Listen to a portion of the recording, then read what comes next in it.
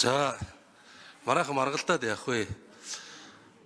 Би нэг гишүүдтэй хэрэгтэй бас яг энэ хилцэж байгаа асуудалтай холбоотой нэг мэдээлэл дуулгах гэсэн юм. Одоо хууль тогтоомжийн тухай хууль бид нар ярьж байна. Тэгээ хуулийн харьцуулсан судалгаа их чухал байдаг. Бусад улс орнууд тухайн харилцааг яаж зохицуулж гин, ямар хэцүү актаар зохицуулж гин, яаж зохицуулт юм байна гэдэг асуудал их чухал байдаг.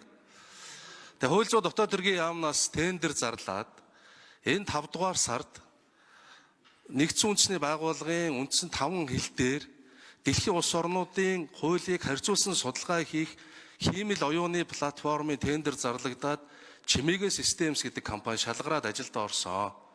11-р сараас манай улсын хурлын гишүүд, манай их хурлын хамгийн газрынхны утсан дээр хиймэл оюунаар тухайн гишүүний санаачилж байгаа хууль болон сонирхож байгаа асуудлаар дэлхийн улс орнуудын туршлага харьцуулсан судалгаа хийдэг ийм платформ нэвтэрч байгаа шүү гэсэн энэ мэдээллийг дуулгая. Тэгээ жаргалан гишүүний саналыг дэмжиж байна.